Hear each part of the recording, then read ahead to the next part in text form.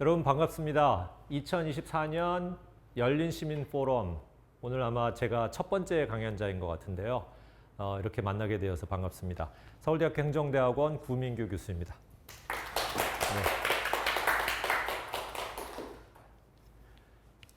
네, 제가 이 열린 시민포럼 강연 요청을 받고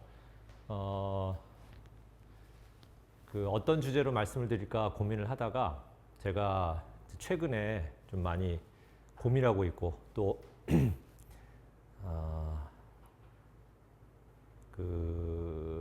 좀 제가 느끼고 또 경험한 것들을 좀 많이 나눠야 되겠다는 생각이 드는 분야가 바로 이제 정책 결정 분야이고요. 비단 정책 결정뿐만 아니라 우리가 매일매일 살아가면서 굉장히 많은 결정을 내리는데 결정의 본질이 무엇인지 잘 생각을 안 하고 또 결정을 내리고 또 후회하고 그런 일들이 계속 반복되는 것 같아요. 그래서 오늘 강연 주제는 정책 결정의 본질로 잡았습니다. 매트릭스 영화 좋아하세요? 1, 2, 3, 4편까지 나왔죠. 원래는 1, 2, 3편까지만 나오려고 했는데 4편이 어거지로 나왔는데 1, 2, 3편까지는 호평이었고 4편은 호불호가 확실히 좀 갈렸어요. 그 매트릭스 팬들은 굉장히 좋다는 분들도 있었고 나오지 말았어야 될 편이었다라는 평도 있는데 저는 개인적으로는 좋았습니다. 괜찮았는데 네. 조금 이제 가슴 아팠던 부분도 있어요. 주인공인 니오가 너무 늙었어. 많이 늙게 나와서 그 세월의 흐름, 이게 첫 영화가 나온 게 99년도에 나왔으니까 20년, 작년, 재작년에 나왔던가요? 그러니까 20년이 넘는 시간이 흐르는 사이에 다른 주인공들, 없어진 배우들도 있지만 특히 이 주인공인 키아누 립스가 굉장히 많이 늙은 모습으로 나와서 그게 좀 실망스러웠는데 그래도 영화의 본질은 달라지지 않습니다. 이 영화 중에서 의사결정과 관련된 1편에 나오는 부분이에요. 굉장히 중요하고 또 재밌는 영상이 나오는데 아마 여러분들 매트릭스 영화를 보신 분들은 다 잘 아실 겁니다. 한 번만 더 볼게요. 레드필이냐 블루필이냐, 블루필이냐 레드필이냐. 자, 이거를 먹고 여기서 결정하는 거에 따라서 매트릭스 세계, 가상 공간이죠. 이 세계에서 진실된 세계인 지하 세계, 우리가 시온이라고 하는 지하 세계에 들어가는 결정적인 부분이고요. 결국은 영화의 주인공인 니오가 세상을 구하는 역할을 하게 되는 중요한 관문이 되겠습니다. 핵심은 이렇습니다. 시온, 지하 세계, 거기는 이제 실제 세계죠. 실제 세계에서 온 모피우스가 자기가 세상의 구원자인 줄 모르고 매트릭스 세계에서 살아가는 니오를 만나서 각성을 시키는 장면인데 여기서 이제 레드필, 블루필, 블루필을 선택할 거냐, 레드필을 선택할 거냐라고 이제 알약을 내밀어요. 빨간 약하고 파랑 약하고. 그래서 니오는 뭔가 이게 세상이 이게 아닌데 하는 생각을 하던 차에 이 선택의 기회가 주어졌을 때 앞으로의 속된 말로 개고생이 펼쳐질 것을 알면서도 빨간 약을 선택을 하면서 시온, 지하세계로 들어간다는 장면인데요. 우리가 매일매일 내리는 의사결정이 이렇게 세상을 구하는 일에 직접적으로 관련이 되지 않는 경우가 많겠죠. 하지만 때로는 우리가 살면서 이런 중요한 의사결정을 할 수도 있습니다. 자, 제가 오늘 강연 제목을 단 것도 이 책에서 따온 거예요. 그래엄 앨리슨 교수님 책인데요.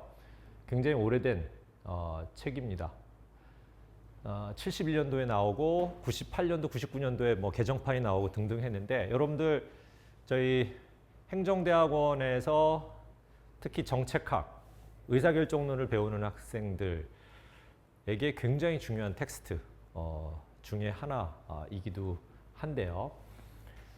일반 분들에게는 그래엄 앨리슨 교수가 최근에 나온 그 예정된 전쟁이라는 책으로 좀 더 알려져 있는데 이분이 이 책 이전에 이걸로 훨씬 더 유명하셨고 학계에서는 더 주목을 받고 계셨습니다. 이 Essence of Decision이라는 책의 핵심적인 내용은 케네디 전쟁 당시 쿠바 미사일 위기 13일간의 그 막전막후를 다룬 책이에요. 정말 인류가 처음으로 그 일방적인 아닌 쌍방의 핵전쟁으로 가냐 마냐의 그 기로에 섰을 때 그 13일간의 그 기로에 섰던 그 과정을 그 서술하고 있는데요. 여러분들 아시다시피 62년 쿠바 미사일 위기는 당시 이제 소련의 후르쇼프가 미국이 터키 등의 미군 미사일 기지 등을 전진 배치하면서 소련을 위협하자 거기에 대한 대응으로 쿠바에 미사일 기지를 건설을 하게 됩니다. 근데 그 미사일 기지라는 게 핵탄두를 탑재할 수도 있어요. 중거리 탄도 핵탄두를 탑재하면 얼마든지 미국 본토 공격이 바로 코앞에서 가능한 그런 수준이었기 때문에 이거를 미국 입장에서는 무조건 막아야 되는 상황인데 굉장히 그 냉전 당시에 복잡한 그런 상황에서 케네디 대통령이 중요한 의사결정을 했어야 됐죠. 그러면서 해상 봉쇄라는 강경책을 통해서 소련의 양보를 받아내고 그 미사일 기지 건설을 막은, 그래서 핵전쟁으로 가는 길목에서 그것을 차단한 그런 사례로 많이 회자가 됩니다. 그런데 또 재밌는 것은 이제 케네디 대통령이 이런 말을 했다고 해요. 자기가 굉장히 그렇게 중요한 결정을 했으면서도 결정의 본질을 관찰자는 알 수 없다, 제3자는 알 수 없다라는 거예요. 종종 실제로는 결정자 자신도 그렇다라고 해서 약간 뭐 얼떨결에 그렇게 한 것처럼 그 인류의 운명을 뒤바꿀 뻔한 그런 의사결정이었는데 본인도 이게 어떻게 될지 모르고 그냥 했다라는 솔직한 고백을 했어요. 무슨 얘기냐면 그만큼 의사결정이 어렵다는 얘기가 되겠습니다. 특히 국가의 운명, 세계의 운명을 결정하는 그런 그런 결정일 경우에는 더 그렇다라는 거죠. 누가 알고 그거를 할 수가 있겠어요. 하지만 결과적으로는 잘 됐기 때문에 지금 우리가 아직도 핵전쟁이 일어나지 않은 그런 세상에 살고 있는 거겠죠. 자, 그러면 이제 오늘의 주제가 어떻게 하면 이런 의사결정을 잘 내릴 수 있을까? 특히 정책을 만들고 집행을 하는 우리 정부, 그리고 거기에 참여하는 우리 시민들이 어떻게 정책을 잘 결정할 수 있을까에 관한 것인데요. 그러려면 먼저 결정에 따르는 여러 가지 오류들에 대한 정확한 인식이 필요합니다. 우리가 뭔가 의사 결정을 하는 것은 행동을 하기 위해서인 거죠. 행동하지 않기 위해서 결정하는 건 없잖아요. 결정이 있으면 행동이 따릅니다. 그럼 이제 의사결정과 행동 간의 여러 가지 그런 그 유형화가 가능할 텐데요. 먼저 자기가 있어요. 뭔가를 하는 거죠. 뭔가를 한다라는 거는 거기에 따른 의사결정이 있었던 건데요. 자기에 따르는 이제 문제가 뭐냐면 뭔가를 하는 건 좋은데 그게 지나치게 하는 경우가 있겠죠. 지나치게 하는 경우는 과잉의 오류, 우리가 통계학에서 이야기하는 일종 오류가 발생을 합니다. 흔히 우리 이제 직권남용이라고 하죠. 뭔가를 하는데 해서는 안 되는 일까지 하는 그런 경우가 되겠습니다. 자기가 과잉의 오류를 불러온다면 뭔가를 하지 않는 것도 문제예요. 이것도 이제 의사 결정인 거죠. 뭔가를 하지 않기로 결정을 할 수 있잖아요. 그러면 뭔가를 하지 않아서 그냥 그대로 잘 되면 좋은데 뭔가를 하지 않았기 때문에 또 문제가 생길 수도 있어요. 부작위가 지나친 경우, 즉 해야 되는데 안 하는 경우는 생략의 오류라는, 즉 통계학에서 얘기하는 이종 오류가 발생을 합니다. 우리가 이제 직무유기라고 하죠. 해야 될 일을 안 하는 거. 다음에 또 비위가 있어요. 하지 말아야 될 걸 하는 거. 그 다음에 또 해야 할 일을 안 하는 거. 자, 이거는 비위를 저지르면 감옥행위입니다. 비위를 누가 아무 생각 없이 하지는 않을 거 아니에요. 비위를 괜찮겠지? 이 정도면 큰 문제가 안 되겠지 하면서 의사결정을 하고 했을 때 감옥행 되겠죠. 물론 비위를 저지르고도 아직 감옥을 안 간 분들이 우리 주위에 보면 있죠. 하지만 언젠가 가지 않을까 그렇게 생각을 합니다. 다음은 무작위라는 것도 우리가 볼 수 있는데요. 무작위는 우리 이제 통계학 시간에 배우죠. 랜덤하게 무작위로 뭔가를 뽑는다라고 할 때는 확률이 똑같다라는 얘기예요. 뭘 하든 결과에 영향을 안 미치는. 그래서 무질서도가 굉장히 높은 상태를 말하는데요. 이런 상황에서 나오는 그 대표적인 현상이 결정장애입니다. 이러지도 못하고 저러지도 못해요. 가만있어 봐. 가야 되나? 말아야 되나? 해야 되나? 말아야 되나? 뭐 이런 결정들. 확실하게 우리가 비용과 편익이 딱 머릿속에 그려지면 하자, 말자라는 것이 의사결정이 가능할 텐데 그게 너무 랜덤하고 그 확률이 너무 똑같기 때문에 이러지도 못하고 저러지도 못하는 상황이 되는 거죠. 자, 그래서 작위, 부작위, 비위, 무작위 이렇게 구분을 해봤는데요. 우리가 의사결정을 할 때 매번 하나하나 하는 것들이 이렇게 막 중대하고 나라의 운명, 그 다음에 지구의 생존과 직결되는 거라면 너무 피곤해서 못 살겠죠. 근데 다행히, 불행 중 다행히 우리가 의사결정은 굉장히 많이 해요. 아침에 일어날 때부터 오늘 눈을 뜰까 말까부터. 아침에 어땠어요? 딱 눈 뜨자마자 그래 내가 오늘 6시에 일어나기로 했으니까 벌떡 눈을 뜨고 일어나지는 않았을 거 아니야. 그지? 고민을 몇 분 동안 했어요? 한참 오랫동안. 5분, 10분, 30분, 1시간? 다시 눈 감았다가. 그렇지. 그리고 이제 겨우 우리가 일어나는 게 떠지지 않는 눈을 막 부비면서 핸드폰을 이렇게 들어야 이제 정신이 좀 깨잖아. 그 다음에 아침에 이제 내가 나올 시간이 있어. 갈까 말까 뭐 이런 거. 그 다음에 오늘 사실 학교를 아니면 뭐 어디 저기를 직장을 갈까 말까. 가기 싫은데 가지 말까 하는 그런 고민. 세수는 하고 갈까? 그 다음에 양말은 빨간 걸 신을까 파란 걸 신을까? 뭐 이런 결정들 있잖아요. 비가 온다는데 우산은 무거운 거 같고 그냥 비옷을 갖고 갈까? 장화를 뭐 이런 굉장히 사소한 결정들을 많이 하면서 지금 여기에 이르는 거 아니겠습니까? 근데 대부분의 의사결정에서 우리가 힘이 들지 않는 이유는 루틴화가 되어 있기 때문이에요. 루틴화. 그리고 대략 약간의 편차는 있지만 대략 우리가 아침에 눈을 뜨고 뭐 이런 것들은 너무 많이 해왔기 때문에 기계적으로 다 합니다. 굉장히 중요한 내 개인에게는 중요한 의사결정이지만 어떻게 보면 굉장히 사소한 결정들이 쌓이는 거죠.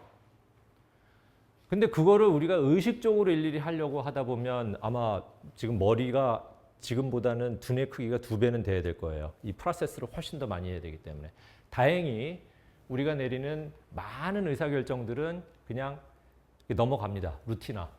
이제 그거하고 관련되는 건데요. 우리 파레토 원칙이라는 게 있어요. 뭐냐면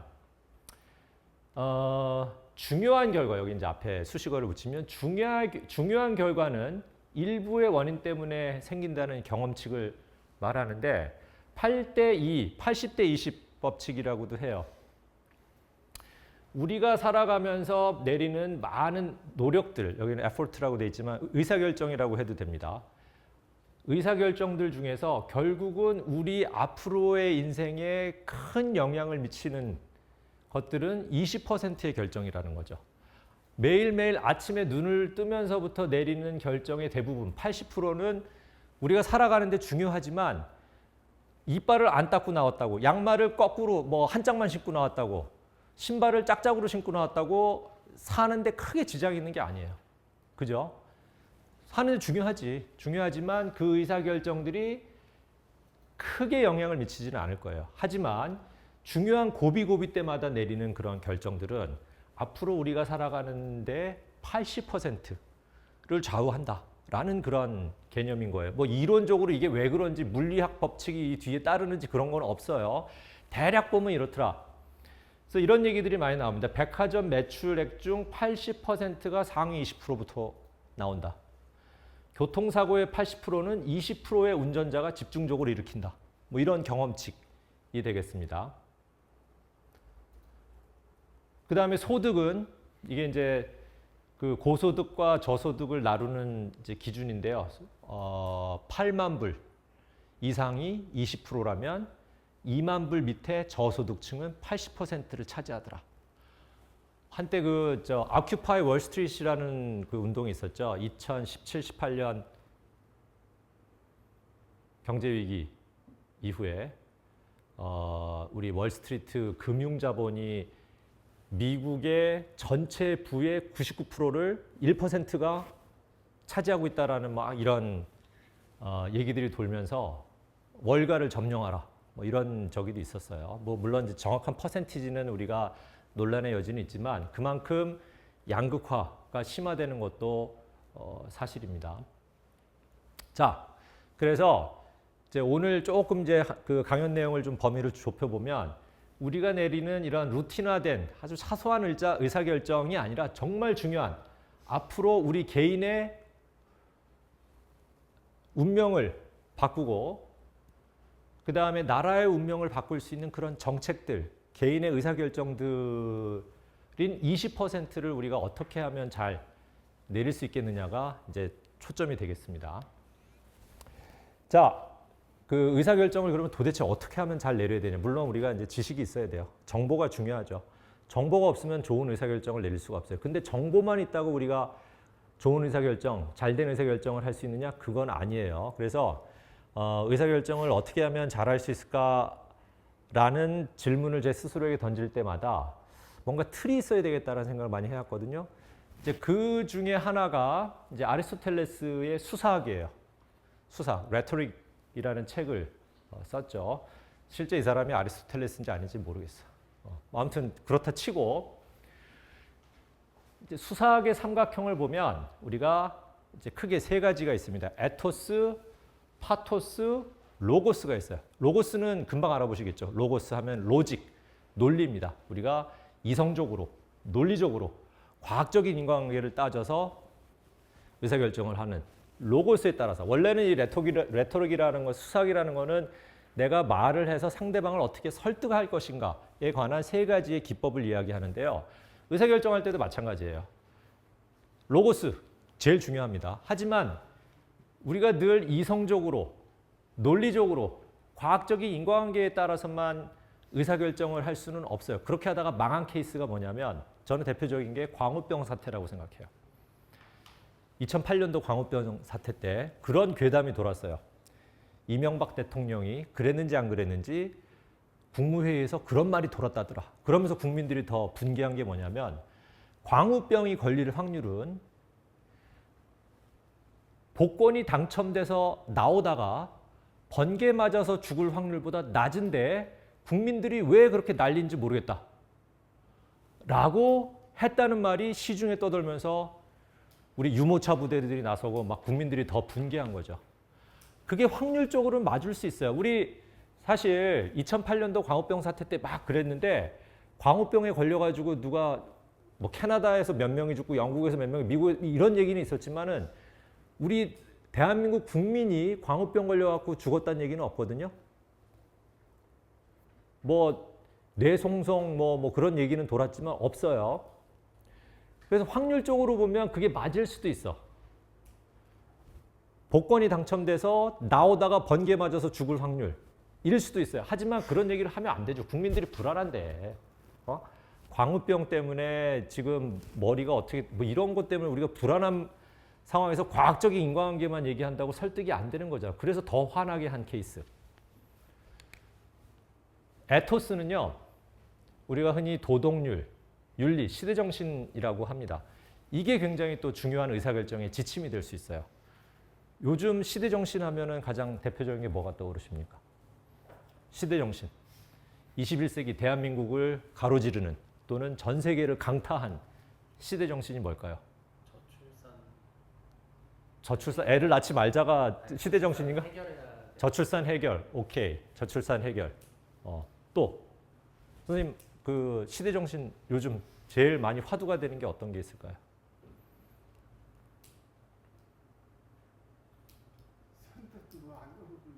네, 뭐 어떤 게 있을까요?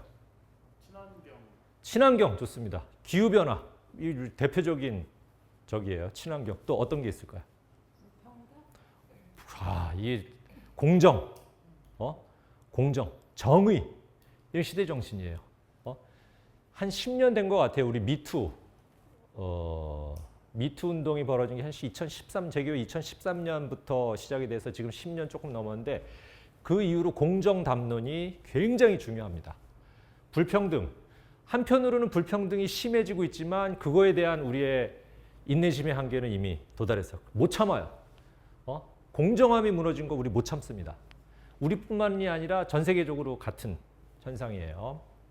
인권, 이제 심지어는 동물권, 애니멀 라이츠에 대한 얘기도 나오고 있어요. 그게 이제 시대 정신인 겁니다.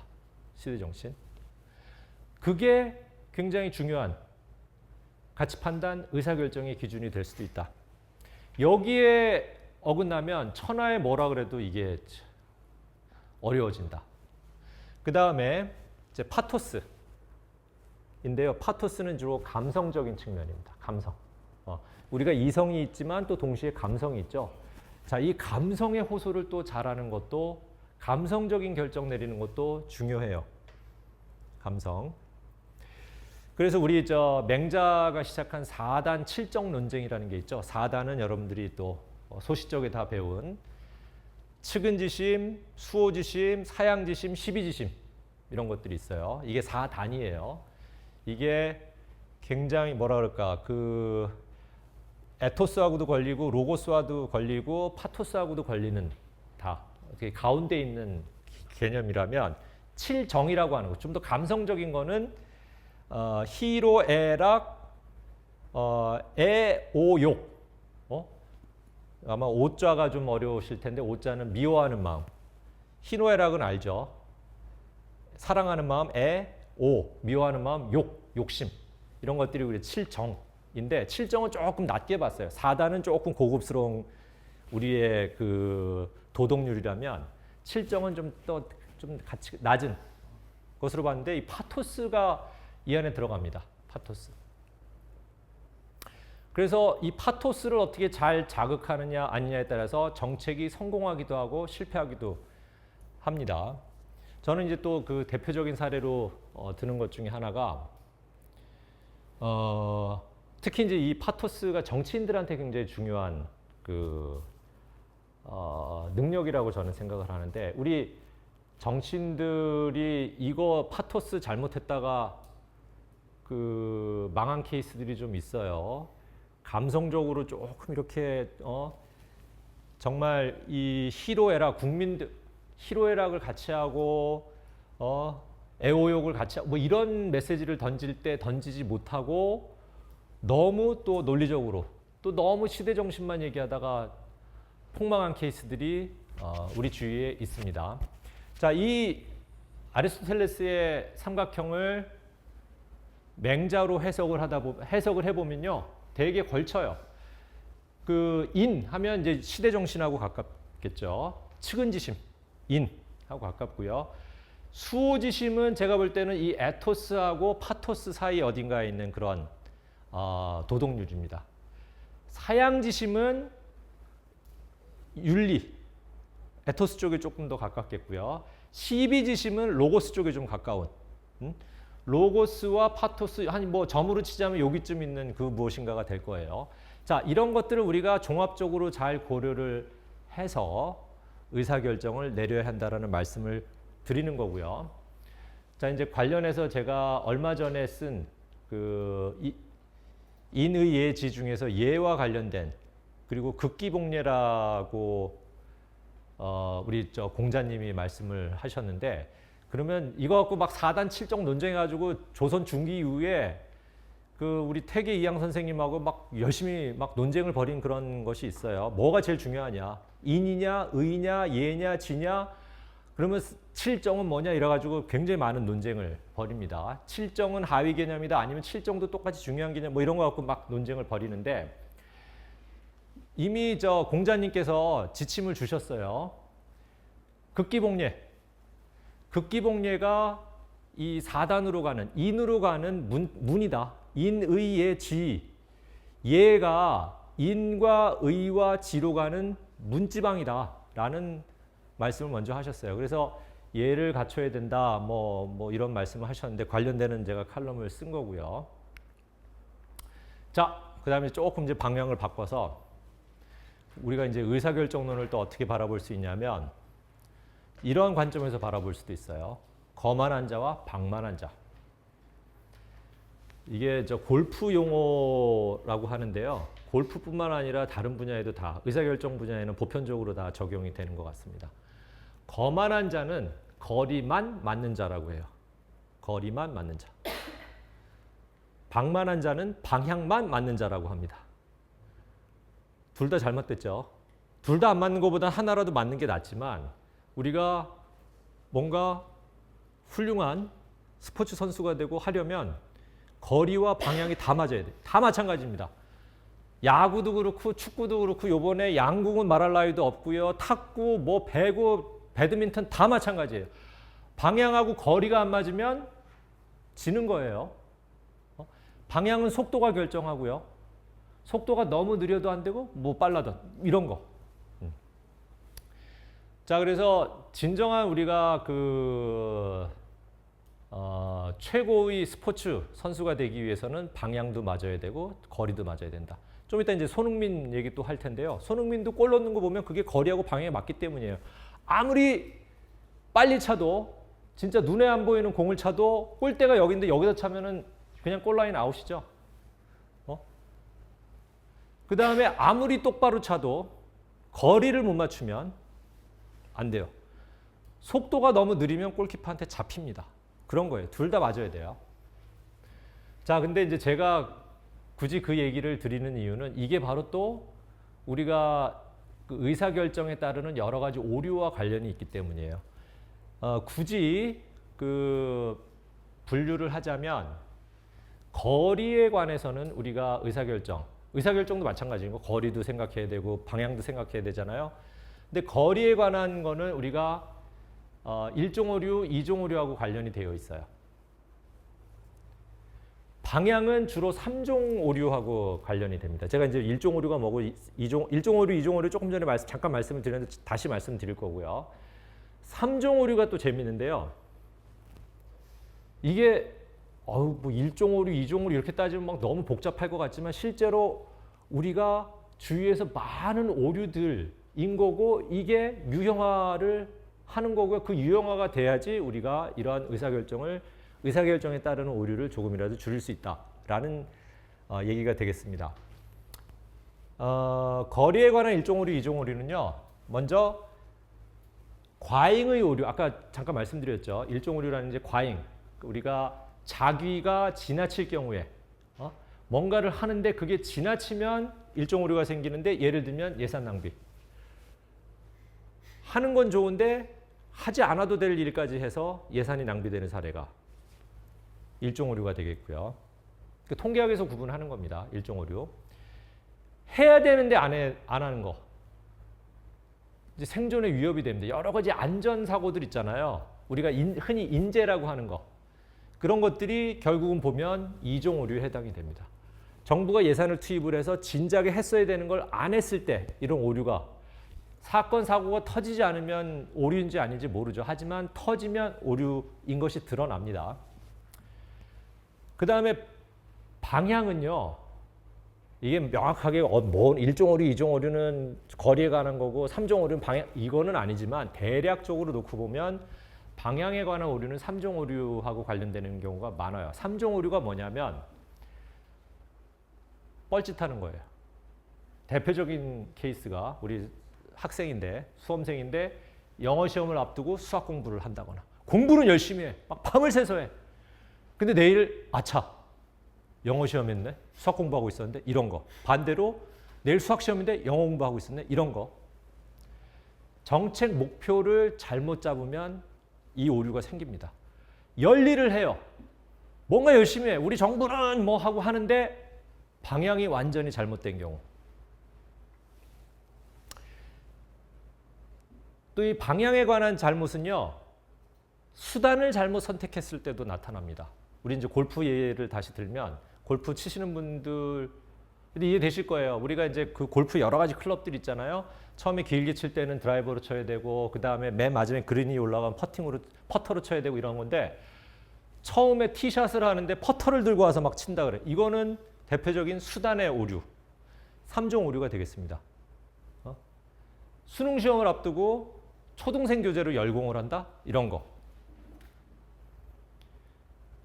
그 다음에 갈피를 자기의 뭔가 이 그 재능과 이런 거를 못 잡고 수시냐 정시냐 이런 갈팡질팡하는 것도 넓은 의미의 3종 오류에 해당이 된다고 볼 수가 있겠습니다. 뒤에 또 말씀을 드리겠지만 제가 오늘도 이제 점심 때 그 밥을 먹으면서 그런 얘기를 했는데요. 아까 저출산 누가 얘기? 저출산. 정부의 저출산 정책이 지금 제 기억으로는 20년째 계속되고 있어요. 20년 동안 정부가 저출산 문제 해결한다고 수조 원을 예산을 투입을 해서 했는데 저출산 문제가 점점 악화되고 있죠. 218조라고 합니다. 218조예요. 감사합니다. 그러면 1년에 최소한 20년 동안 218조를 썼으면 1년에 10조는 쓴 거네요. 지금 아기를 낳으면요. 네. 어마어마하게 돈을 지금 퍼주고 있거든요. 근데도 안 되는 거예요. 그게 대표적으로 저는 3종 오류를 범하고 있는 거예요. 3종 오류예요. 왜? 뭐가 잘못됐을까요? 정책 목표가 잘못된 거예요? 정책 수단이 잘못된 걸까요? 뭔가 잘못됐어요. 저는 그래서 오늘도 그 얘기 했어요. 진짜 그 돈 줄 테니까 애 낳으라고 하는 정부나 돈 받자고 한번 1억씩 받자고 애를 낳겠다고 하는 부모나 이거 뭔가 자연스럽지 않아. 자연스럽지 않은 것 같아. 이거는 그러니까 정부가 애를 낳아라 말라고 할 저기가 아니에요. 요즘 시대 정신이야 그게. 그게 요즘에 에토스예요.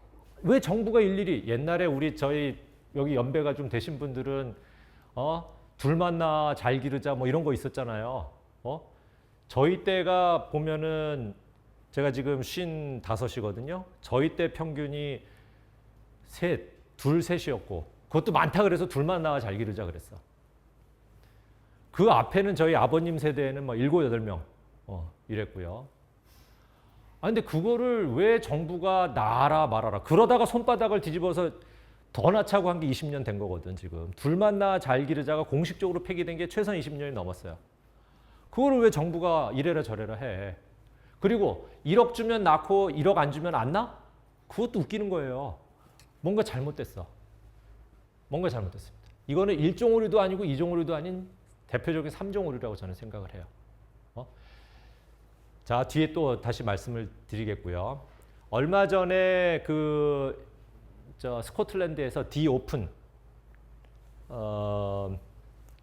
그 골프 대회가 열렸는데 여기 우리나라 선수인 김시우 선수가 218m 파3홀에서 홀인원을 했어요. 한 번에 쳐갖고 들어갔는데 이게 디 오픈 150년? 200년 가까이 되는 역사상 최장거리 그 홀인원이라고 했는데 이게 바로 이제 거리와 방향을 제대로 맞춰서 딱 홀에 넣은 그런 사례로 제가 동영상을 준비했는데 지금 PDF로 변환되는 과정에서 링크가 사라져서 그거는 여러분 한번 보세요. 찾아서 보시면은 많이 나올 겁니다. 자, 그래서 우리의 목표는 개인 차원도 그렇고 정부 차원에서도 거리도 맞춰야 되고 방향도 맞춰야 된다. 근데 저출산 정책은 저는 대표적으로 거리와 방향이 다 잘못된 정책이라고 생각을 해요. 자, 뒤에 가서 다시 말씀 나누겠습니다. 자, 이제 조금 테이블이 나오고 하니까 좀 머리가 복잡해지시죠. 머리가 이건 또 뭐야 이럴 텐데 그렇게 어렵지 않습니다. 조금 더 이제 체계적으로 좀 보여드리기 위해서 표로 정리를 했는데요. 저희가 이제 대학에서 통계학을 가르칠 때 이런 그 훈련을 많이 해요. 가설 검증이라는 걸 하거든요. 우리가 그게 맞냐 틀리냐를 놓고 이제 따져보는 그런 훈련들을 많이 하는데, 이 테이블에서 우리가 보여줄 수 있는 거는 이제 1종 오류하고 2종 오류만 보여줄 수 있는 거예요. 자, 어떻게 하는지 한번 말씀을 드릴게요. 먼저 가설을 검증하기 위해서는 뭔가 인과관계에 대한 서술이 있고 그 서술이 아닌 거라고 가정을 하고 시작을 합니다. 우리가 그거를 영가설, 제로, 널가설이라고 하고요. 또는 귀무가설이라고 합니다. 그 한창 코로나일 때 이 고대 서창록 교수님께서 거의 1번 타자까지는 아니지만 초창기에 코로나에 감염이 돼갖고 굉장히 고생을 하셨더랬습니다. 근데 이분이 마침 인권학자셔요. 인권. 그래서 본인이 코로나에 걸려서 인권이 거의 뭐 말살이 되는, 우리 초창기 그랬잖아요. 뭐 이게 뭐가 뭔지 몰라갖고 진짜 막 했잖아.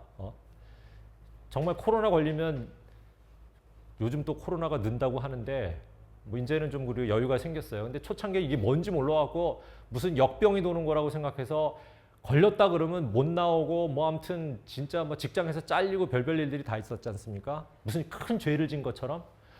학교도 마찬가지로 그런 일들이 있었는데요. 이분이 이제 그 인권학자다 보니까 나는 감염되었다라는 주제로 책을 써서 이 책이 그 반향이 있었습니다. 자, 이 책을 가지고 제가 귀무가설을 세우면 이런 겁니다. S 교수는, 서창록 교수는 코로나에 감염되지 않았다라고 우리가 가설을 세울게요. 가설. 자, 그러면 이제 여기에는 두 가지 보는 축이 있습니다. 하나는 객관적인 현실이 있고요. 하나는 주관적인 판단인 거예요. 여러분들 코로나 생각하시면은 금방 이해가 되실 거예요.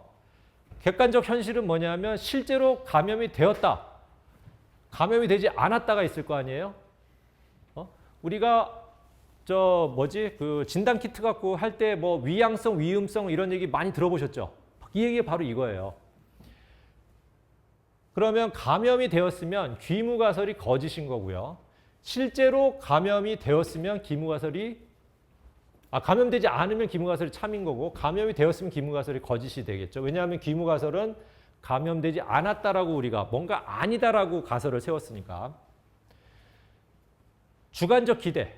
이거는 이제 객관적 현실하고는 구분이 되는 주관적 기대 또는 우리 진단 키트가 얘기하는 거예요. 진단 키트를 이렇게 해서 우리 어떻게 했더라? 아무튼 뭐 했잖아. 코에 막 쑤셔갖고 했잖아.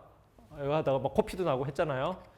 그래가지고 이렇게 해서 누른 다음에 하면 진단 키트 했는데 걔가 감염이 됐다고 줄이 까먹었어. 줄이 두 개가 세 개가 나오면 감염이 되었던가? 두 개. 감염이 되었다고 나올 수도 있고 감염이 되지 않았다고 나올 수도 있어요. 진단 키트가 100% 정확한 게 아니거든. 그죠? 근데 진단 키트가 감염되었다라고 줄이 두 개 나왔어. 그러면 귀무가설이 기각이 되는 거야. 감염되지 않았다, 귀무가설 채택이에요. 자, 그러면 이제 이게 2x2로 해서 네 가지 조합이 나오겠죠. 실제로 감염이 되었는데 진단 키트가 감염이 되었다고 나온 경우. 이거는 그냥 진짜 진양성이라고 해. 오케이. 그래가지고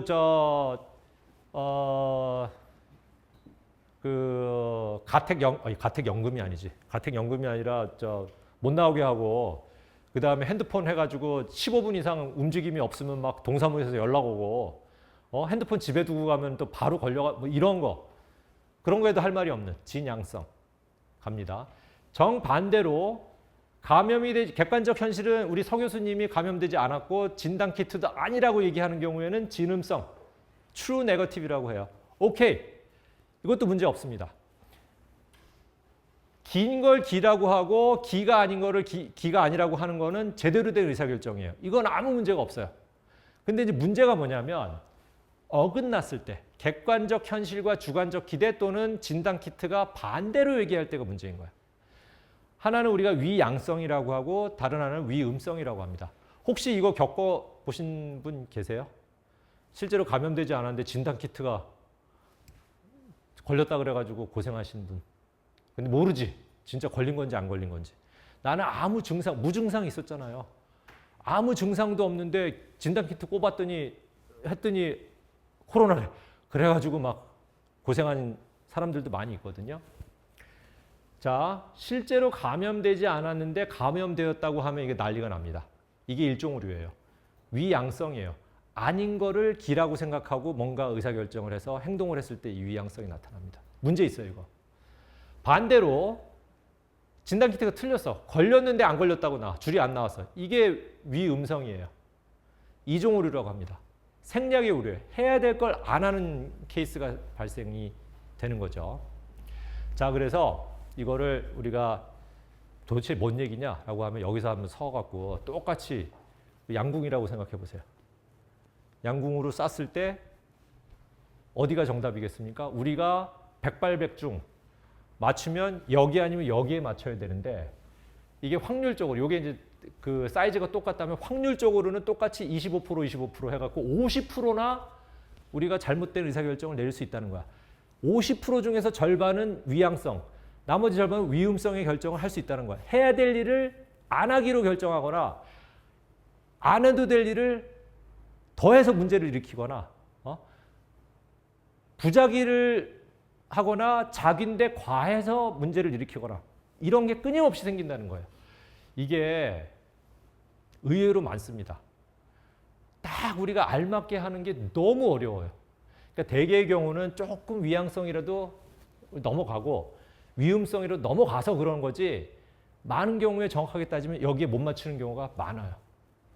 우리가 10점 만점이면은 진짜 화살 쏘면 아마 의사결정하는 사람들이 점수를 매기면 5점 간신히 나올 거예요. 나머지 절반 틀린다는 얘기야. 틀려도 그냥 얼렁뚱땅 넘어가는 경우가 많아서 그런 거예요. 자, 1종 오류, 2종 오류가 그렇습니다. 그 다음에 3종 오류인데 저는 개인적으로 요즘 3종 오류가 더 재밌어요. 생각보다 이게 너무 많은 거야. 뻘짓하는 게. 뭐냐면요.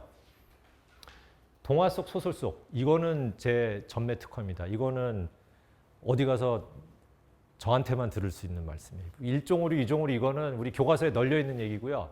자, 요 얘기는 아마 처음 들어보실 거예요. 이솝우화에 나오는 고양이 목에 방울 달기 아시죠? 생쥐 얘기 아시잖아요? 이거 3종 오류예요. 돈키호테에 나오는 그 세르반테스의 돈키호테 풍차를 막 공격하죠? 3종 오류야. 근데 두 개가 성격이 좀 달라요. 자, 요거를 구분하실 줄 알면 이제 3종 오류 이해되신 겁니다.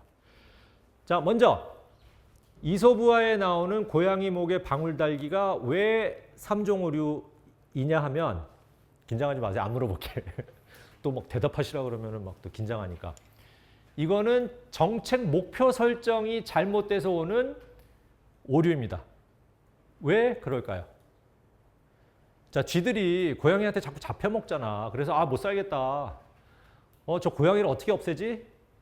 하다가 방울을 달면 되잖아요. 했더니 오 좋아 했는데 늙은 쥐가 그러는 거 아니에요? 근데 고양이 목에 방울은 누가 달 건데? 그러니까 다 조용히 조용해졌다는 그 얘기 아니겠습니까? 목표가 잘못된 거야. 무슨 목표? 고양이 목에 방울을 단다는 그 자체가 목표가 잘못됐다는 거예요.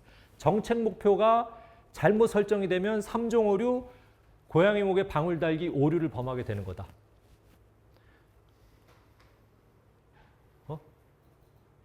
고양이 목에 방울을 다는 게 목표가 되면 안 되는 거였어요. 왜? 달 수 없잖아. 그거를 이룰 수 있는 수단이 없어요. 수단이 없잖아. 정책 수단이 없는데 목표를 어떻게 달성할 거야? 정책 목표라는 거는 달성 가능한 그것을 이룰 수 있게 하는 정책 수단이 있을 때 정책 목표가 되는 건데 그게 없으면 안 되는 거거든. 자, 그러면 고양이들은 목표를 어떻게 세웠어야 될까요? 한 마리씩 계속 잡혀가 먹힐 수는 없잖아. 어떻게 해야 됐을까 그러면? 어떤 게 고양이의 진정한 3종 오류가 아닌 정책 목표가 됐었어야 될까요? 예를 들면 이사를 가든지 자기들이 고양이를 처치할 수 없으면 자기들이 누가 뭐가 싫으면은 가야 된다 그런 얘기 있잖아요. 이사를 가든지 고양이 없는 집으로. 근데 여기가 또 좋아. 주인이 부잣집이어서 먹을 것도 많고 이런데 고양이가 있네. 못 살겠네. 그럼 이사를 가든지. 지금 도시지가 아니라 시골지가 되든지. 먹을 거 없어도 고양이 걱정 없이 편안하게 사는 곳으로 가든지. 아니면 현실을 받아들이고 살던지. 그거예요. 그거밖에 없는 거야. 자, 우리가 그 고양이 목에 방울 달기 얘기를 들을 때마다 우리 아이한테 이제 그렇게 가르치죠. 이런 용기 없는 것들. 용기가 없어서 생기는 문제가 아니에요. 아니야. 답이 안 나와. 얘네들 그냥 놔두잖아요. 생쥐들 아직도 저게 누가 달지 네가 달아 이러고 있을 거야. 정책 목표를 잘못 설정하면 그렇게 됩니다. 돈키호테, 세르반테스. 이거 이제 이게 뭐냐면 이제 트럼프가 파리 기후변화 협약에 탈퇴를 하고 미국이 탈퇴했어요. 탈퇴하고 뭐 다 예산 삭감하고 이러는 자기 집권 시절에 그걸 빗대어 이게 이제 윈드 터빈입니다. 풍력 발전소를 상징을 해요. 그거를 다 때려 부수는 거를 우화적으로 표현한 건데요. 실제로 이제 돈키호테에서도 좀 멋지게 보이고 싶었던 돈키호테가 신하 누구죠? 산초를 꼬셔가지고 먼 길을 나섭니다. 자기 영웅이 되고 싶었어요. 그런데 지나가다 보니까 공주님이 자기 눈에는 이 풍차, 괴물이야. 괴물한테 잡혀서 살려주세요 막 이러고 있는 게 자기 눈에 그렇게 환각으로 보인 거예요. 그래서 내가 공주님을 구하겠다고 그 풍차에 뛰어들어서 갈기갈기 찢어놨어요. 응? 동네 사람들이 난리가 났는데 본인은 영웅이야. 영웅적인 행동을 했다고 믿고. 그러니까 이게 흔히 이제 돈키호테가 아주 순진하고 때묻지 않고 뭐 이런 인물로 그려지는데 이 장면만 놓고 보면 제정신이 아닌 사람이에요. 자, 이거는 왜 삼종오류일까요? 이것도 정책 목표가 풍차가 괴물이 아닌데 풍차라고 착각을 하고 우리가 뭐 죽창이라고 해도 좋고 창을 써갖고 완전히 망가뜨려 놓은 거잖아. 이거는 정책 수단을 풍차를 그렇게 하면 안 되는 거였는데 정책 수단을 잘못 써서 일으킨 삼종오류의 대표적인 사례라고 생각할 수 있습니다. 이런 일이 안 일어날 것 같죠? 많아요. 주위 한번 보세요. 잘못된 정책 목표를 세우거나 잘못된 정책 수단을 써서 문제를 일으키는 경우가 대단히 많다. 저는 저출산도 아까 말씀하신 우리가 지금까지 215조를 썼다고 하는 게 여기에 해당이 되고 또 여기에도 해당이 돼요. 이게 정부가 목표를 세워서 해결될 일이 아닌 거야. 좀 이따 다시 말씀드릴게요. 자, 이제 요거는 제가 이제 처음 해보는 거라서 여러분들의 피드백이 좀 필요합니다. 제가 요렇게 해서 화살표 날리는 거는 제가 양궁을 너무 많이 봤나? 갔다가 막 꽂는 게 재밌어 보여서 한번 시도를 해보는데요. 자, 이거는 제 판단에 그런 거고 논란의 여지는 있을 수 있지만 한번 여러분들하고 같이 생각을 해봤으면 좋겠습니다. 자, 이게 조금 더 큰 테이블인데요. 아까 보여드린 테이블이 아까 1종오류, 2종오류라고 보여드린 테이블이 요거예요. 요거고 그래서 진양성, 진음성, 위양성, 위음성 나오는 그 테이블 기억나시죠? 그 다음에 요게 하나 더 있어요. 이렇게 또 진양성, 위양성, 위음성, 진음성 이렇게 돼 있고 그 다음에 이제 이 큰 테이블이 더 큰 테이블이 뭐냐면 3종오류가 들어가기 때문에 그런데요. 3종오류는 말씀드린 대로 정책 목표나 수단이 잘못되었을 때 생기는 문제라고 말씀드렸잖아요. 그러면 요거를 조금 차원을 달리해서 우리가 정책 문제가 정형화된 문제가 있어요. 스탠다드한 문제가 있고 비정형적인 문제가 있을 수가 있겠죠. 그 다음에 그거를 다룰 수 있는 수단이 정형화된 수단이 있고 비정형화된 정책 수단이 있을 수가 있어요. 이 이제 조합이 만들어지겠죠. 자, 그러면 정형화된 문제에 정형화된 정책 수단을 쓰면 일단 오케이. 왜냐하면 진양성 또는 진음성에 갈 수 있어요. 반반의 확률로 올바른 정책 목표와 수단의 조합을 찾아낼 수 있어. 맞는 걸 맞다고 하고 아닌 걸 아닌다고 하면. 근데 여전히 정형화된 문제에 정형화된 수단을 쓰더라도 1종오류, 2종오류는 발생할 수 있어요. 반대로 비정형화된 정책 문제, 예를 들 거예요. 좀 이따가. 에는 비정형화된 수단을 써야 되는데 요게 딱 맞아 떨어지면 진양성, 진음성에서 오케이 100점, 10점 만점에 10점 할 수 있어요. 근데 아닐 수도 있어. 위양성, 위음성이 그러니까 결정의 오류, 의사결정의 오류가 발생할 수 있습니다. 자, 근데 이제 3종 오류는 어디서 나오냐면 비정형화된 문제인데 아주 정형화된 정책 수단을 써서 문제를 해결하려고 할 때 3종 오류가 생기거나 아니면 정형화된 문제인데 근데 가만히 있어 보 이게 파워포인트 애니메이션이 안 돼서 이거 못 날리겠다. 이게 날아가야지 재밌는데. 화살표가 막 날아가는 애니메이션을 제가 넣었거든요. 할 수 없어. 그래서 손으로 해야지. 정형화된 문제인데 비정형화된 수단을 썼을 때도 3종 오류가 생깁니다. 자, 먼저 이거부터 볼게요. 자, 결시가동 문제가 있어요. 결시가동 문제를 해결하기 위해서 정부가 예산을 늘렸어. 이건 뭘까요? 어디다 이걸 어디다 꽂으면 좋을까요? 자, 결시가동 이걸 먼저 뭐라고 우리가 정의해야 될까요? 옛날 같으면 굉장히 어려운 문제인데 요즘은 먹을 게 넘쳐나잖아. 이거는 그게 위키드한 문제가 아니야. 고약한 문제는 아니야. 정형화된 문제라고 볼 수가 있고요. 자, 이거는 예산 투입하면 돼요. 예산이라는 정형화된 수단을 가지고 문제를 해결하면 돼. 늘봄 교실 이거 어떻게 생각하세요? 좋죠? 초등학생 부모들 입장에서는 굉장히 좋은 거야. 애들을요 학교를 보내놓으면 점심 먹고 1시에 나와요. 1시 반에 나와. 그러면 이제 방과 후 신청해야 되고 또 돌봄 신청하려면 엄마 아빠가 같이 일을 해야 되고 뭐 어쩌고 저쩌고 해갖고 되게 복잡합니다. 그러면 아이들을 부모 중에 하나가 계속 볼 수 없는 집에서는 학원으로 뺑뺑이 돌릴 수밖에 없어요. 근데 이제 정부가 예산을 투입을 해서 방과 후와 돌봄을 합친 늘봄?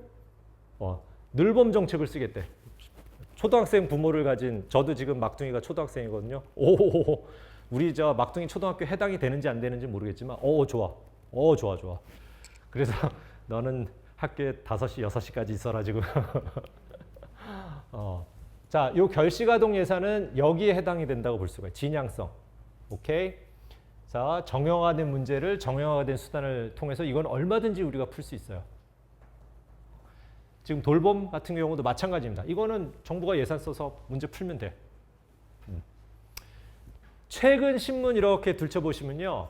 지자체 조형물을 또는 전시관을 없애니 많이 이런 얘기들 많이 나와요.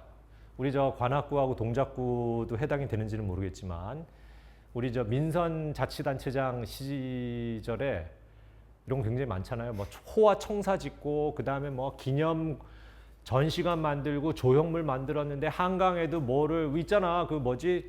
괴물에 나오는 그 괴수를 없애니 많이 지금 이런 얘기. 수억 원의 예산을 들여갖고 만들었는데 이게 전임시장에 뭐라고 해서 또 없앤다 그러고 또 없애면 또 다음에 누가 와서 또 만들어 놓고 이런 게 어디에 해당이 되겠습니까?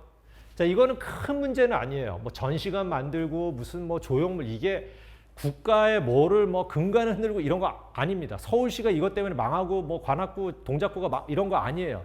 하지만 우리가 낸 소중한 세금이 낭비가 되는 것만은 확실해. 그래서 정형화된 문제야. 뭔가 우리의 시민의식, 주민의식을 고취하기 위해서 한다. 좋아요. 예산을 써서 그걸 한다. 좋아요. 근데 하지 말아야 될 것까지 한다라는 측면에서 저는 이게 지금 없어지는 조형물 전시관 같은 경우는 위양성, 일종 오류의 사례라고 생각을 합니다. 우리 정자교 붕괴 아직도 지금 재판도 그렇고 계속되고 있죠. 이것도 안전진단을 진작에 했어야 되고 이런 사고들이 나잖아요. 했어야 되는데 안 한 거야. 이런 거는 그러니까 크게 난이도가 높은 문제는 아니거든요. 어떻게 그거를 우리가 다 예상하느냐 하지만 지금 우리 정도의 인프라를 구축한 나라에서는 다리, 교량 이런 거에 대한 안전제. 성수대교가 94년도에 무너질 때만 해도 큰일이었어. 어떻게 근데 요즘은 센서 부착하고 다 하면은 CC 카메라도 있고요. 다 돼요. 할 수 있어. 우리가 그 수단이 있어요. 그렇게 복잡한 문제가 아니야. 그런데도 안 했어? 자, 이거는 해야 될 일을 안 해서 생기는 이종 오류의 케이스가 되겠고요. 자, 이제 요거는 논란이 될 텐데요.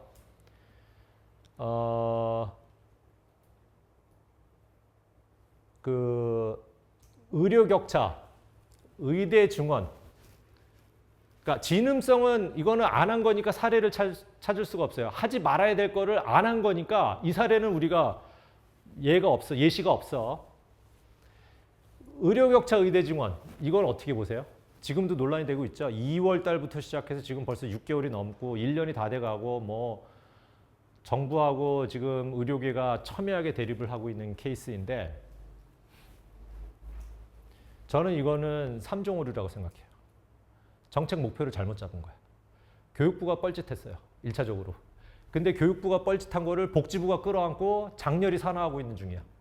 왜냐하면 교육부가 우리도 직속 상관인데 교육부 미안하지만 이제 사건의 전후 관계를 이렇게 다시 재구성을 해보면 교육부가 이제 의대 학장들하고 총장들을 불렀어. 지방대 다 해서 의대 정원 늘려주면 좋아 싫어. 이러니까 좋지 당연히. 총장하고 의대 학장들은 당연히 좋지. 리소스가 더 오는데 의대 증원이 되면 리소스가 더 오는 거니까 정부 예산 더 받고 등록금 더 받고 좋잖아요. 좋다고 한 거야. 근데 우리가 의료 시스템이 이제 이원화가 돼 있잖아요. 의대 교육은 교육부 소관이지만 그 다음에 병원은 복지부야. 의대 증원 좋대 해가지고 땅땅땅 결정을 한 다음에 이거를 이제 복지부한테 딱 떠넘겼더니 누가 문제가 된 거예요? 지금 전공의들. 전공의들은 직접 경쟁이 되잖아. 의대 증원이 되면.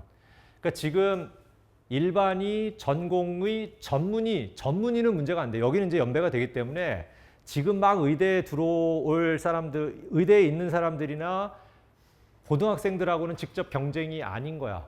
큰 문제가 안 돼. 근데 전공의들은요, 지금 레지던트들은 직접 영향을 받잖아. 아, 내가 지금 싫잖아. 그러니까 뭔가 여기를 대화를 하고 설득을 하고 뭔가를 했어야 되는데 이거를 먼저 꺼내드니까 여기가 이제 뿔이 날 수밖에 없죠.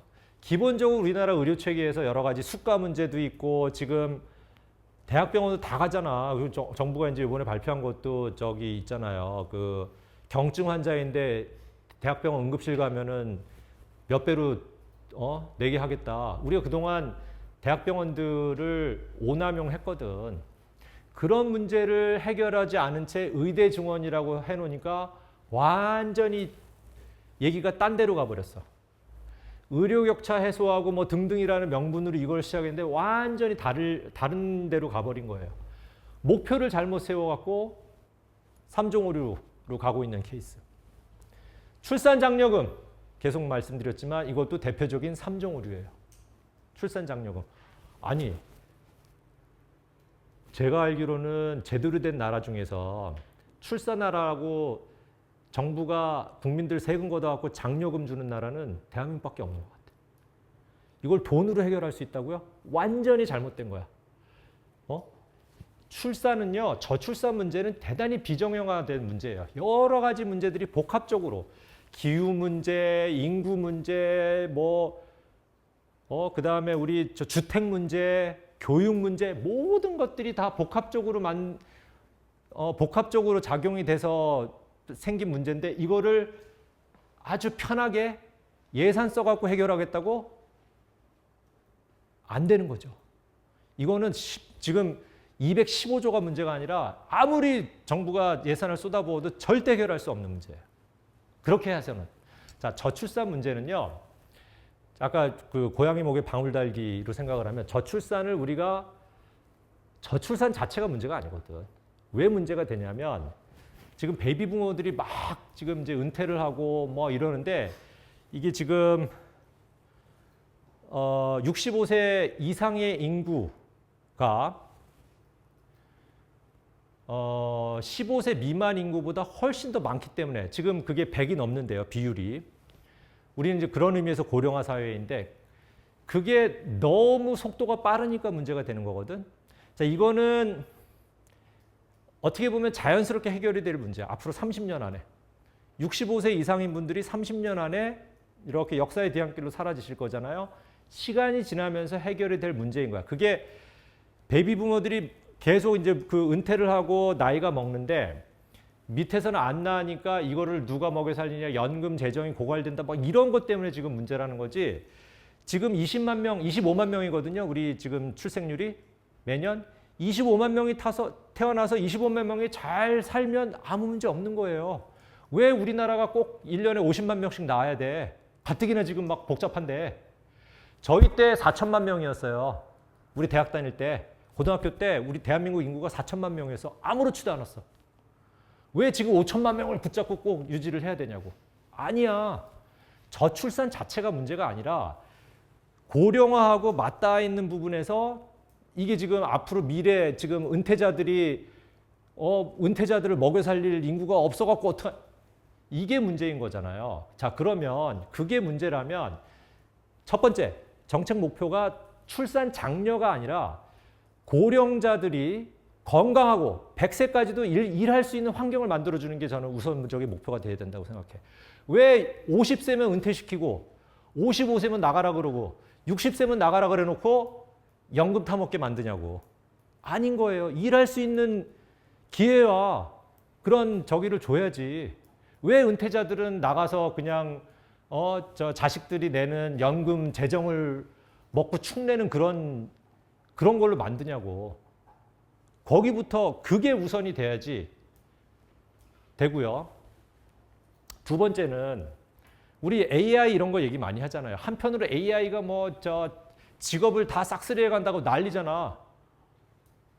그러면 훨씬 더 적은 인구로 우리가 똑같은 부를 누릴 수 있다는 얘기거든. 인구를 막 늘려갖고 먹고 사는 시대는 지났어요. 한 사람이 일당 100을 하면 아무 문제 없는 거잖아. 그런 발상의 전환을 안 하고 마치 저출산이 큰 인구가 소멸이 되고 대한민국이 망할 것처럼 얘기하는데 바닥을 칠 거예요. 언젠가는. 지금 5천만에서 4,500만, 그러니까 4,500만, 4천만 가면 다시 우리가 얼마든지 젊은 사람들이 낳지 말라고 해도 자연스럽게 할 때가 올 거야.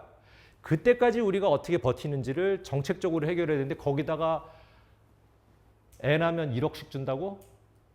대표적인 뻘짓입니다. 3종 오류예요. 죄송합니다. 제가 막 흥분해갖고.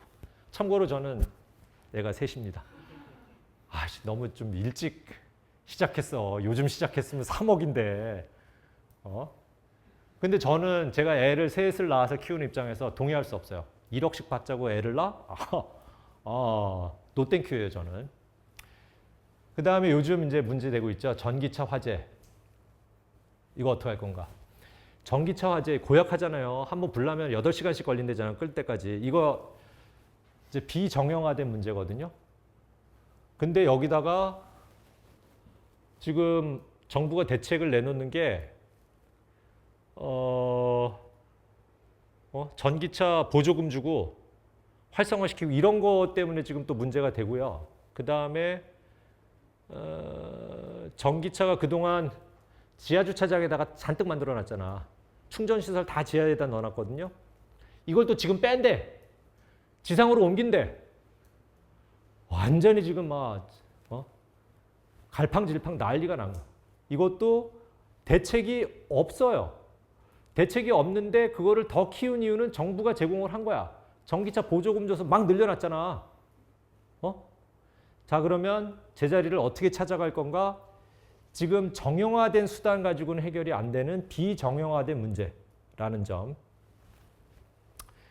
자, 그 다음에 우리 이제 박정희 대통령 때 1970년대 경부고속도로 만들었잖아요. 자, 여기에 당시에는 지금은 고속도로 만드는 게 일도 아니지만 70년대 고속도로 만드는 거는 엄청난 일이었어요. 단군 이래 우리나라가 고속도로를 만들어 본 적이 없는 거야. 처음으로 접하는 문제야. 비정형화된 문제였죠. 여기에 비정형화된 수단을 썼어. 군대를 동원한 거야. 지금 같으면 말도 안 되는 거지. 근데 그때는 이걸 했어. 군 장비 인력을 동원했어요. 그래서 어디로 갔을까? 이 화살표가 비정형화된 문제에 비정형화된 수단 딱 맞췄어. 10점 만점. 저는 간 거라고 봐요. 진양성 같습니다. 해야 될 거를 한 거야. 행복도시 건설. 우리 저 행정대학원도 지금 저 세종시 캠퍼스 만드는 것 때문에 좀 여러 가지 논란이 있는데요.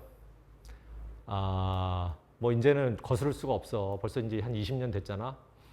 노무현 대통령 때 세종시로 가기로 하고 뭐 헌법 재판까지 가고 이러면서 지금 이제 정부 대부분의 부처들이 내려간 게 외교부, 국방부 등을 제외한 대부분의 부처들이 다 내려갔어요. 이제 세종시로. 이제 10년이 넘었는데 우리 특히 행정대학원 입장에서 볼 때는 엄청난 낭비가 길바닥에 뿌려지고 있어요.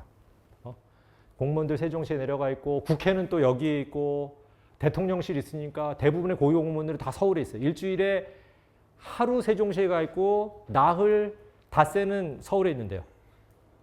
용산이나 여의도 근처에 있는다는 거야. 이게 뭔 낭비야? 이거는 자 수도권 집중 문제, 지방 균형 발전이라는 대단히 비정형화된 문제였어요. 그걸 해결해야 되는 건 맞아. 근데 너무 편리하게 행복도시, 행정복합도시예요. 행정복합도시를 서울에서 확대다가 지방으로 이전시키면 해결이 될 줄 알았네. 여기 이제 공공기관에서 근무하시는 분들도 계실 텐데 공공기관 지방 이전되면은 지방 균형 발전이 이루어질 줄 알았네. 터무니도 없어. 택도 없는 거야.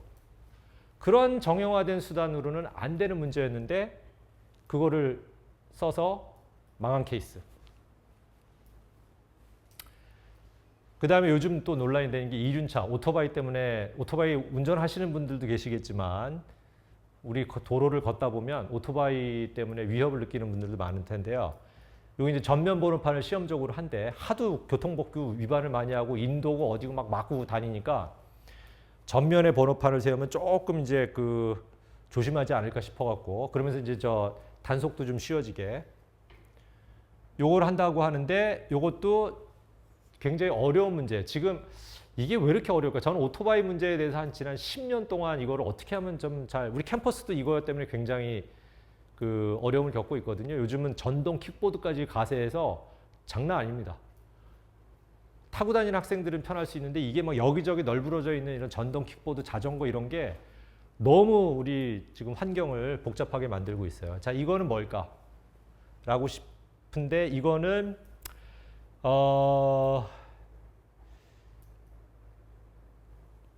전면 번호판도요. 이 수단이 그러니까 비정형화된 수단을 써서 해결을 해야 되는데 이게 마땅치 않은 굉장히 어려운 문제 라고 할 수가 있겠습니다. 그래서 이거는 뭔가를 해야 되는데 지금까지 못하고 있었어요.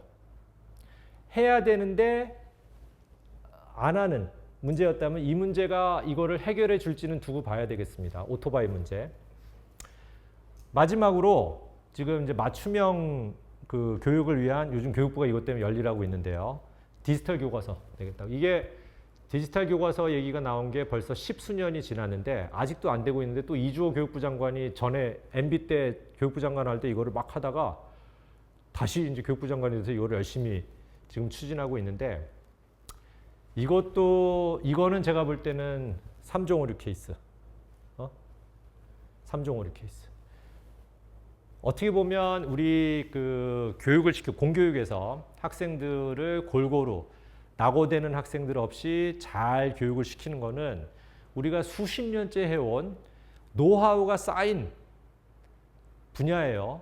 근데 이제 공교육, 사교육 문제가 생기는 거는 대학 입시라는 문제가 걸려 있으니까 이게 자꾸 왜곡이 돼서 그렇지 학교에 가면 애들 또 행복하게 지낼 수 있어요. 우리도 애들 학교에 보내면 뭐 입시 문제만 아니면 학교 가는 게 재밌어요. 오히려 집에 있는 게 이상하지. 학교 가면 친구들도 만나고 좋잖아.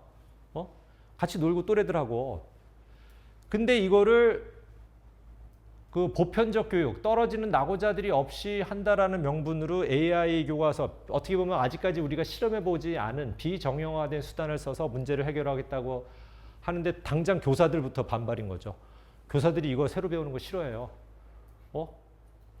이거 뭐 AI 아무도 지원 안 해. 교사들이 지금 다 반대합니다. 근데도 하겠대. 강행. 이게 어디로 갈지 뻔해요. 그래서 잘못된 수단. 우리가 교육 문제를 해결하는 게 AI 디지털 교과서라는 수단을 통해서 해결할 수 있다라는 발상 자체가 3종 오류에 해당이 된다라고 볼 수가 있겠습니다. 자, 이런 것처럼 이 표 안에 우리가 막 갖다 던지면은 어딘가에 들어갈 정책들이 무수하게 많다라는 말씀을 드리는 거고요. 자, 그 다음에 3종 오류의 유형 중에 하나인 결정장애. 이러지도 못하고 저러지도 못하고. 우리 최종원 교수님이 계시는데요. 이번에 지난 2월 달에 은퇴하셨어요. 근데 최종원 교수님이 한 10수년 전에 하신 말씀이 네이버에 막 돌아다녀서 우리 최종원 교수님 이걸로 유명해지셨는데 네이버에 한번 쳐보세요. 서울대학교 최종원 교수님의 결정장애 극복을 위한 5계명 하면 이게 쭉 나옵니다. 갈까 말까 할 때는 어떻게 해라? 가라. 살까 말까 할 때는 뭐다? 사지 마라. 말할까 말까 할 때는 말하지 마라. 뭐 언젠가 말을 하더라도 내가 지금 요걸 꼭 말해야지 하면은 그때 말하지 말라는 거예요. 할까 말까 망설이면 아무 생각 없이 나오면 할 수 없는데 할까 말까 해야지 하지는 말라는 거야. 조금 더 뜸을 들이고 하라는 거고요. 아니면 하지 말든지 줄까 말까 할 때는 줘라. 뭐 요거 오늘 가서 야참을 먹을까 말까 할 때는 어떻게 해라? 먹지 말아라. 라는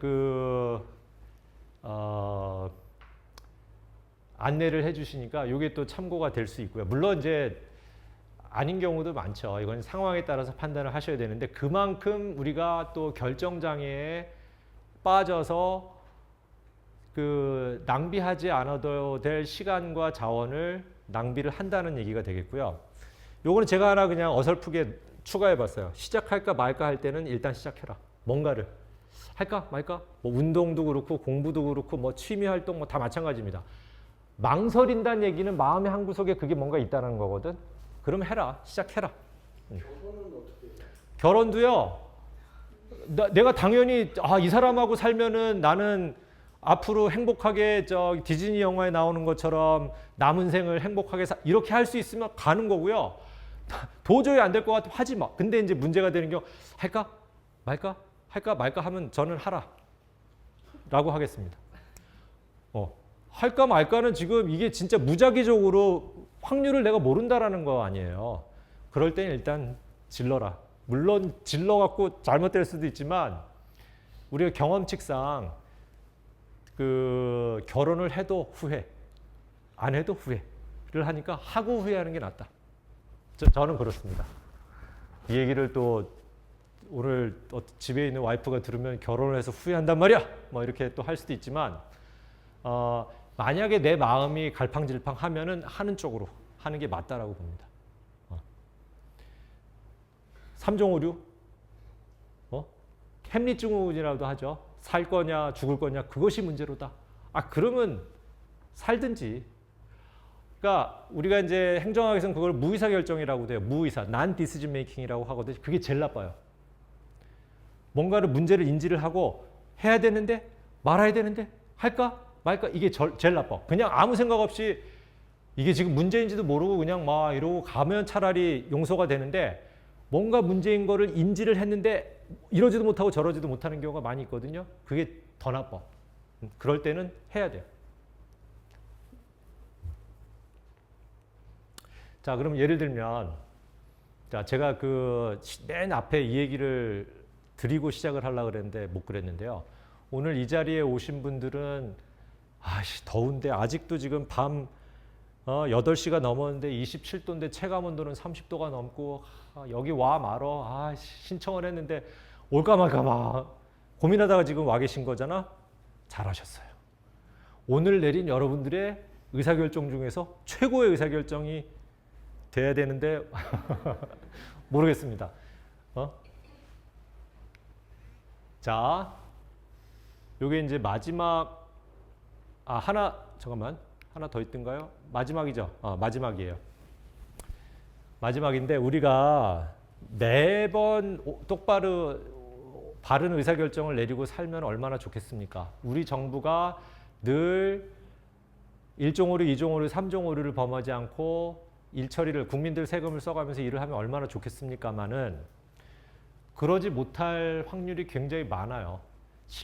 정책 실패가 주위에 무수하게 널려 있습니다. 근데 이게 그냥 묻어서 가서 그렇지 따지고 보면 굉장히 많아요.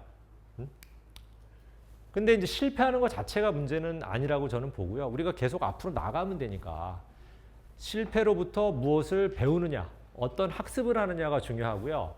똑같은 실수를 반복하지 않는 게 중요하다라는 관점에서 보면 제가 이제 또 골프 예를 들어볼게요.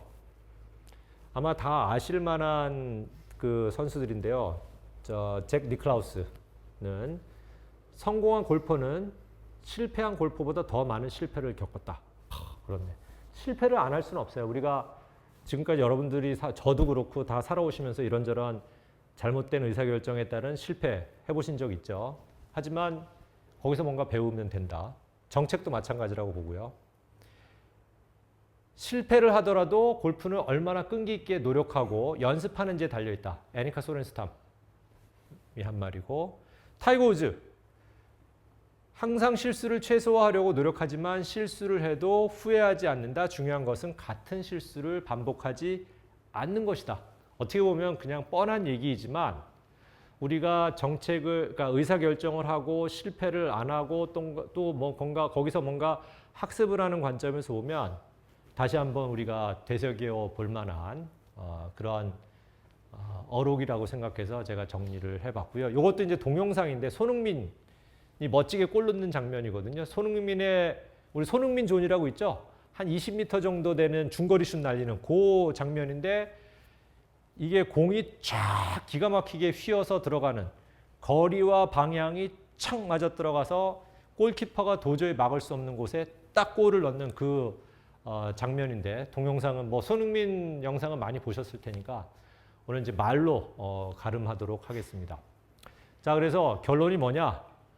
한마디로 우리가 지금 내가 내리는 결정이 어디에 해당이 되는지 1종 오류는 아닌지 2종 오류는 아닌지 또는 더 큰 문제는 3종 오류는 아닌지 좀 늘 생각하면서 우리가 의사결정을 하고 또 그 유권자로서 시민으로서 우리가 정부가 하는 일을 바라본다면 이런 학습을 통해서 조금씩 더 나은 개인과 사회가 국가가 될 수 있지 않을까 생각을 합니다. 그래서 저도 이제 계속 끊임없이 그 올바른 의사결정을 하려고 노력을 하는데 이런 틀이 생각보다 많이 도움이 돼요. 이런 틀. 그러니까 어떻게 하지 하는 거를 극복하는 과정에서 1종, 2종, 3종 하는 그런 거. 그래서 이거는 지금 내가 하는 게 1종 오류를 범할 수도 있고 2종 오류 또는 3종 오류를 범할 수도 있는데 3종 오류가 제일 어떻게 보면 쉽습니다. 내가 객관적인 판단을 하면 되거든요. 내가 그 자원을 갖고 있는지 제대로 된 목표를 세워갖고 하고 있는지 제가 지금 손흥민 되겠다고 다 때려치고 축구선수 되겠다고 하면 맞는 목표겠어요? 아니겠어요? 안 되는 거야. 3종 오류인 거예요. 하지 말자 이거 그거는. 그 다음에 지금 제 수준에서 할 수 있는 목표를 세우고 그거를 달성할 수 있는 수단이 있느냐? 있으면 하는 거고 없으면 깨끗하게 포기하는 거고. 그 다음에 적당히 해야 되고 덜하지 말아야 되고 더하지 말아야 되고 그 다음에 해야 될 일은 꼭 해야 그런 것들 그런 관점에서 이렇게 제 하루를 새겨보고 또 1년을 이렇게 평가를 해보면 그래도 오늘은 잘 살았구나 올해는 잘 살았구나 하는 판단이 되거든요. 마찬가지로 국가정책도 그런 관점에서 우리가 바라봐야 되는데 우리가 이게 제일 안 됩니다.